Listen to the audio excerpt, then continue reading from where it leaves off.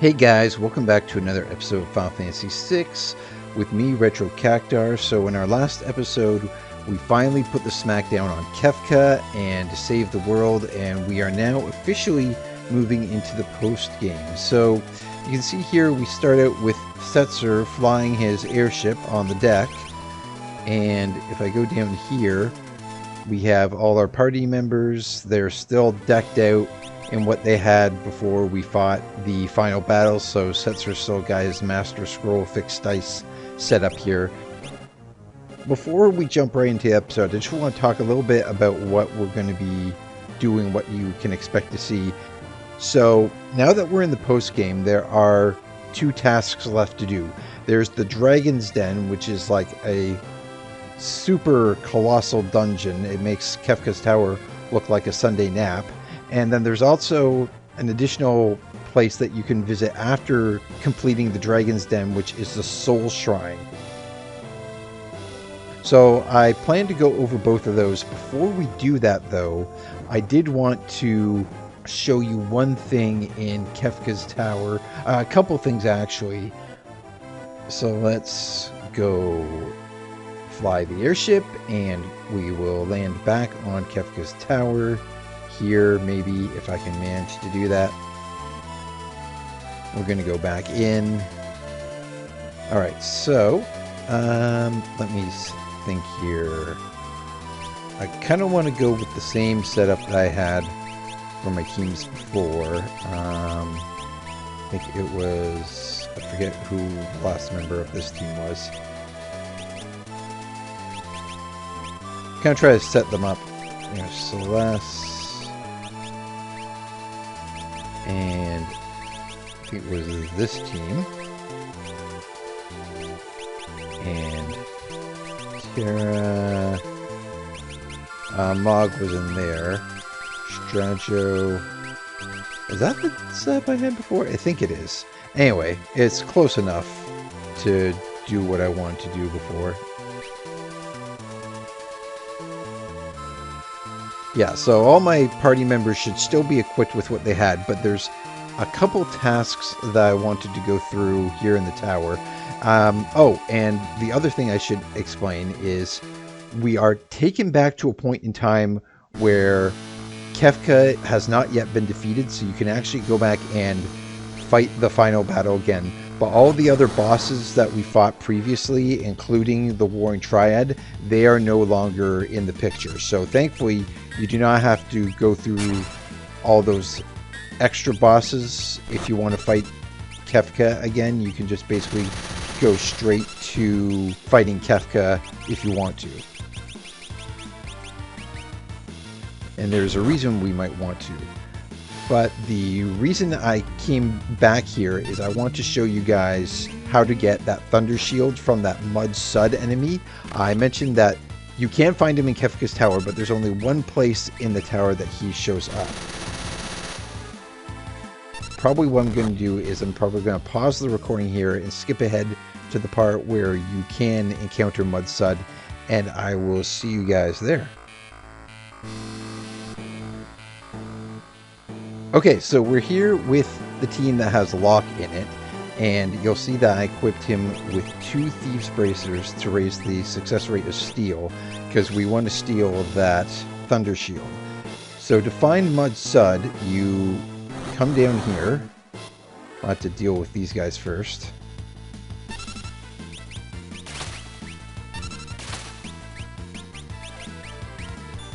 Very rude, you know. I'm just trying to show you guys how to steal something, and they come in with interruptions. Now I see. Yeah, I don't think there's anything I can do about that. Those Yojimbo, when they die, they tend to have a very annoying ability that basically kills the party member that killed them, called Eye for an Eye, which is just very annoying. Here you go, you'll see it here. Boom, it takes him out.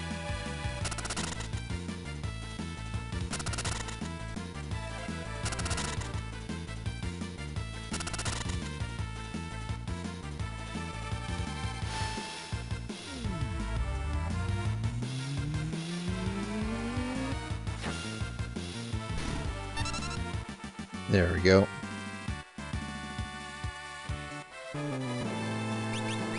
Say, Arise is a very helpful spell in this dungeon. There we go. Anyway, you come down here. This screen here, this is the only place in Kefka's Tower where you will actually encounter Mudsud. So, when I came through here the first time, I obviously did not fight him. Like, there, I'm at the door, so I haven't had one encounter this whole time. But if you want to encounter Mudsud, you have to find him around here just by wandering around. And there he is. There's the big guy. So you can see he's like a palette swap of Humbubba. And we're just going to try to do what we can to give Locke a chance to steal. I don't think he has haste on. I should definitely throw haste on Locke if I can. Use a snowstorm. Okay. That's probably not going to do too much damage. Nope. Boot Cure all gets back.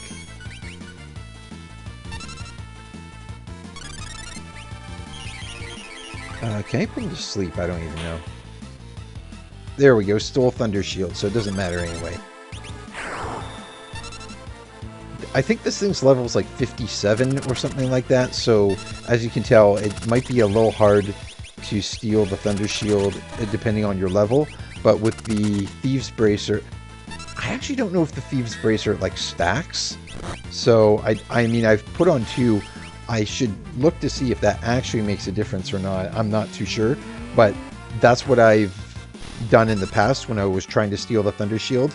I would double up on the Thieves Bracer, and I usually get the Thunder Shield pretty quickly. Now, I know we've got... Probably some of our people have Thunder Shields equipped already, but there we've got an extra one there, so that should be 4. So that was one of the things I want to show you in the tower. The other thing I want to show you is something that you can actually steal during the Kefka fight. So I'm probably going to, once again, jump ahead to where I'm actually fighting Kefka, and then throw in the recording, and hopefully you can see me successfully steal there. So you want to come up here to the 3rd level of Kefka's final battle here. And you fight these 2 annoying enemies. Terra got dispelled, so I'm just going to reapply her buffs. But basically what you want to do is you want to steal from this floating head. Her name is Lady. And basically we just kind of want to try to protect ourselves as much as we can until he steals the Ragnarok. This was that sword that you could get in Narshe. You could get the Magicite Ragnarok, or you could have him make the sword Ragnarok, and it was one or the other, but you can actually steal a Ragnarok sword from Lady. And let's do Great Delta. So that's basically what you can do in this fight.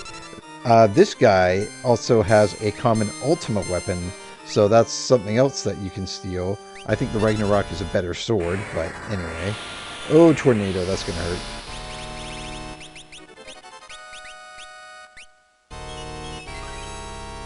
Yeah.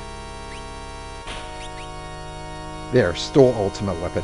So that's basically what I want to show you guys. The really nice thing about this battle is after you go through the final battle and you defeat Kefka, you can actually save your game clear data, then come back through the tower again and fight these guys again and steal another Ragnarok and another ultimate weapon. So anyway, that was basically what I wanted to show you guys. I'm gonna cut away here. You don't need to see the rest of the battle against these guys again. So we are here back outside Kefka's tower. Now there's one other thing that I want to show you guys before we move into the official post game, and that is something that you can do once you've stolen enough Ragnaroks. There's one other thing I want to show you guys here.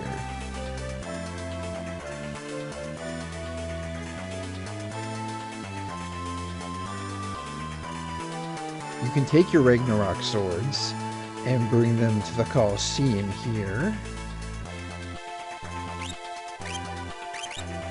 Now, the Ragnarok swords. If you take a look at these...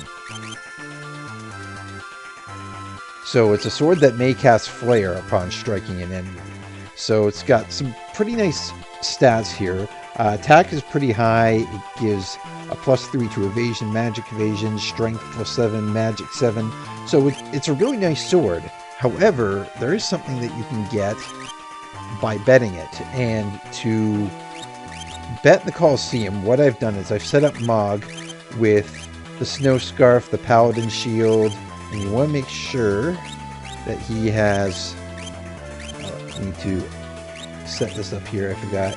Reflector Ring. I want him to have Reflector Ring.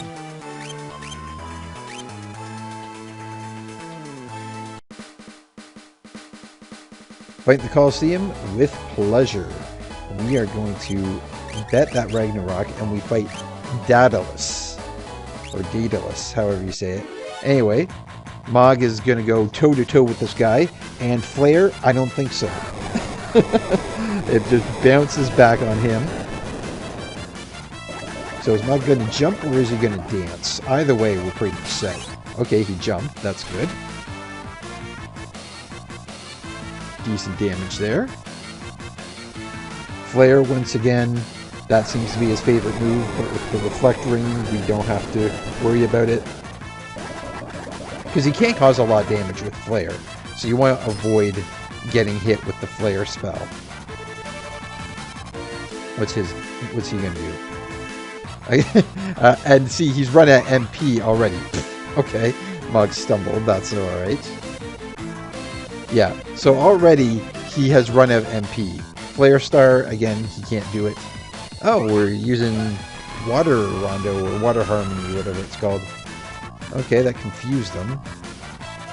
And he can't cast Flare on himself, because he's out of MP. But, yeah, basically, with that setup of equipment, you can see Mog's just crushing this guy. If you can avoid the first few initial Flare spells, then he's gonna run at NP real quickly, and then like there's pretty much nothing else he can do. Mog's physical defense is up pretty high.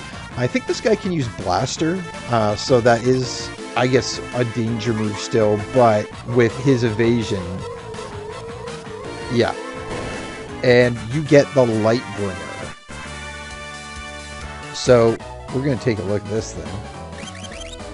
The Lightbringer. So it will randomly cast Holy instead of Flare. It's got almost the same stats. However, the evasion and magic evasion go up by 50, and it gets you a speed boost of 7 instead of a speed boost of 3. I mean, the only downside to having a Lightbringer is if you're fighting an enemy that absorbs Holy. In that case, you might want to make sure that you do at least have like a Ragnarok or two still in your inventory. But you are definitely probably going to want to hold on to the Lightbringers or have a couple before delving into the post game. So I just wanted to show you that. So I'm just going to go out here and save my game, and then we will get into the post game, and I will see you guys there shortly.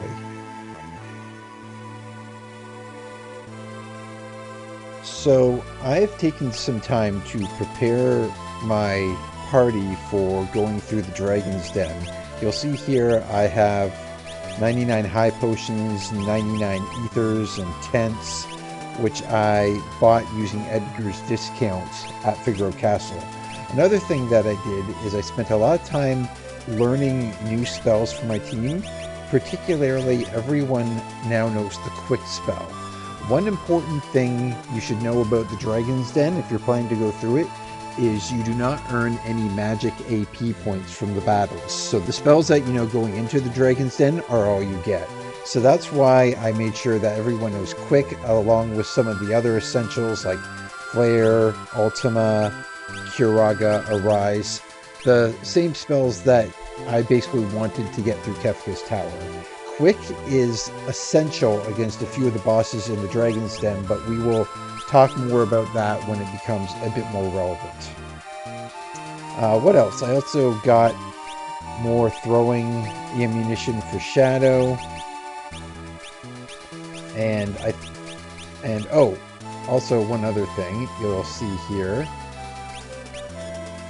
is I spent some time fighting through Kefka's final forms a few times. You can see I have 3 Ragnaroks and 3 Lightbringers. That is more than enough. That's probably actually a bit more than I need, but that way I can switch between a non-elemental sword or a holy sword as needed. I think this has the holy elemental. Oh, it says damage type is actually not that. Okay. So it's not actually holy elemental itself, but it can randomly cast holy. So that is something to keep in mind if you're fighting an enemy that absorbs the holy element. So where is the Dragon's Den? Well, here at the Colosseum, if you proceed north, you will find this little island here with a single tree on it. So that is the entrance to Dragon's Den. Before I go in, I just want to talk a little bit about the Dragon's Den. I mentioned this a little bit, but it is absolutely massive in scope. It is like 6 or 7 or even more than that, probably more like 10 or 12 mini dungeons that are all interconnected and stuck together. And if you don't have a guide to go through this area, you are probably going to get lost. You're going to spend a lot of time backtracking or going through side areas that you don't need to explore at that point. For myself, I am going to be following a guide that I wrote actually the last time I played this years ago. I went through the Dragon's Den and I took a lot of notes. I compiled them all into sort of a guide-like format. And the purpose of going through this section, what I want to do with this playthrough is kind of show you the most streamlined process, the easiest way to proceed through the Dragon's Den without too many bunny trails. Now, does that mean I'm going to do it perfectly? Probably not. I may go down a wrong path here or there, but you should get the general idea that I am progressing instead of just wandering aimlessly through this massive, colossal dungeon going, where do I go next? What do I do next? I will actually have a set objective and plan as I go through the Dragon's Den. Now, there may be some times in the playthrough where I just pause, I'm not saying anything, and that means that I am consulting my guide. I'm going to have that sitting next to me as I go through the Dragon's Den, and hopefully that should keep us on track and we should be able to get through the Dragon's Den in a relatively quick time, because this isn't a speed run by any means, obviously, but on the same token, I don't want these episodes to drag out. So we will be kind of focusing on the objectives, but for now, we will land here and head on in.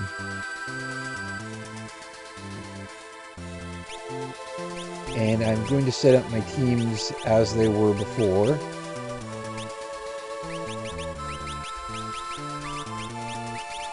If I can remember how I set them up before, of course that's the issue. That's always the issue here. Just give me one moment.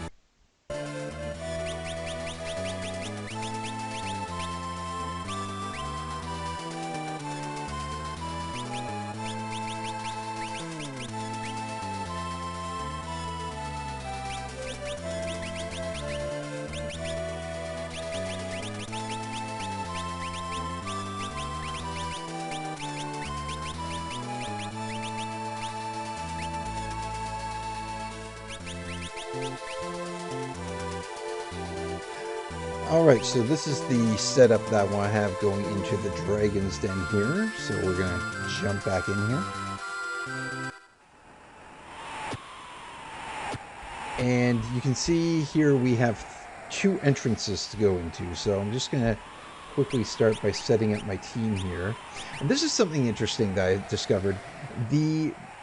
When you use Optimize to automatically equip weapons, the Lightbringer, as you can see, is superior to the Ragnarok in terms of stats, higher speed evasion and magic evasion, but Optimize will always choose Ragnarok as the optimized weapon. So if you want to equip Lightbringers, you'll have to manually do that.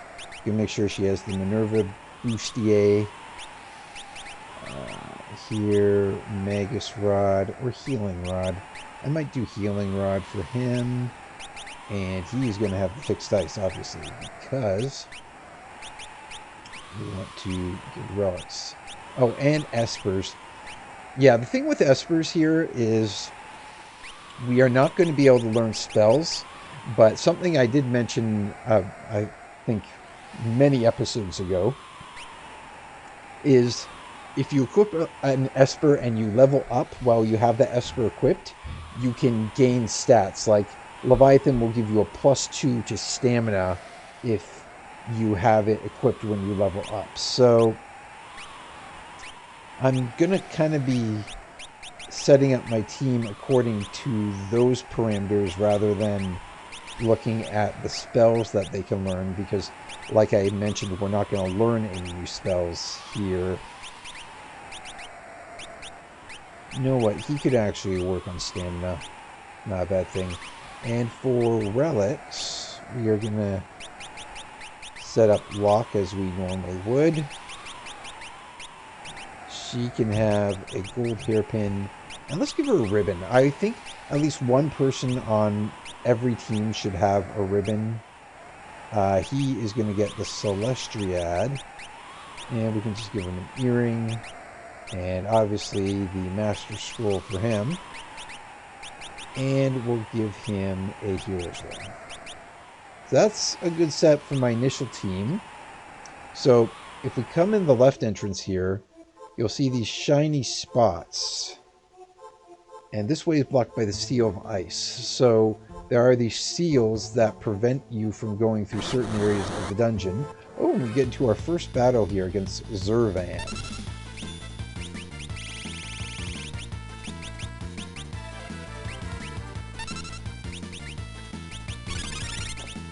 Now, let's see here. Zurvan, if I remember correctly, can use Reflect when he's hit by magic. So we're going to hit him with something that he can't reflect.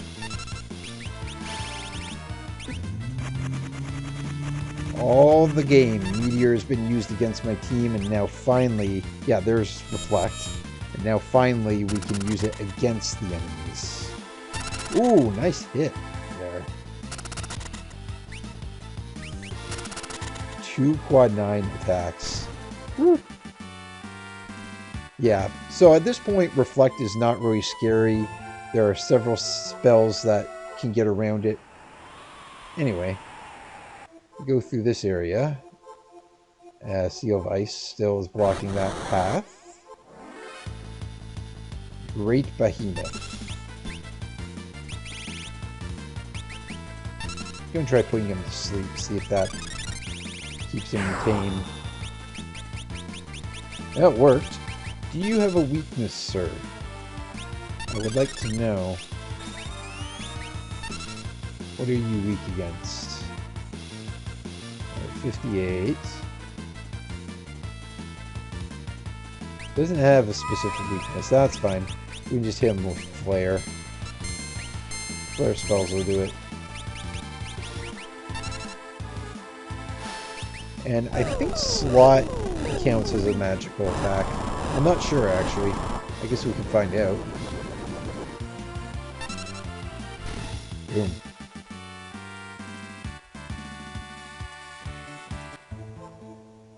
Alrighty. So this is blocked by the Seal of Wind. So once again, we have an area here that we are not able to progress through. And we have another Zurvan. Lovely. Not gonna work, buddy.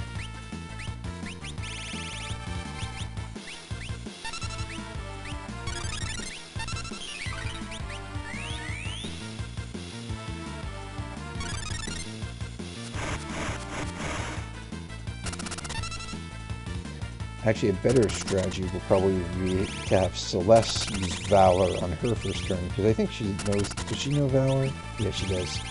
And then Locke could just attack normally. Meteor.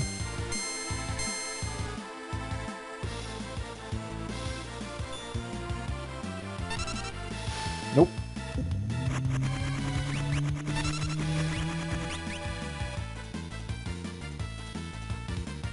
Yeah, that's nice. Boom! Look at that damage. He's hitting quad 9 with Valor. That is nice to see.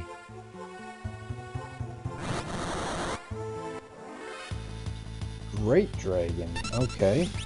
Well, you come in with those.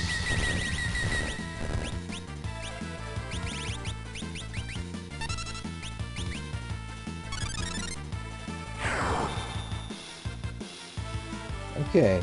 We kill him. I doubt he can be killed by instant death, but we're going to give it a shot. Yeah, I didn't think that was going to work. Unfortunately. Would have been funny, though. Wait, tornado hits us? Oh, that's not good. I thought it just hit the enemy. Just gonna do that just in case. Weak against lightning. Okay. Tornado.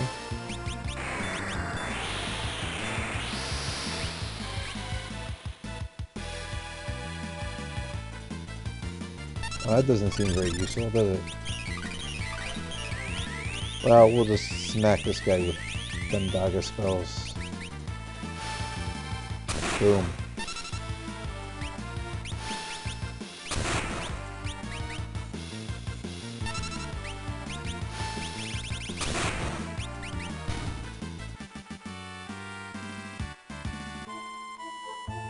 Now we come up here and we see one of the dragons. So we want to make sure to re-equip our team here. He's got the Paladin shield. She's got that. We are going to equip our other two members with ice shields. And we do also want to check our espers. Yeah. Okay. Golem gives them the same bonus, so we'll do that. What does Fenrir give? MP plus 30. Yeah, you should get that. Golem and Fenrir are going to be helpful. Alright, and we'll just throw in a quick save state here.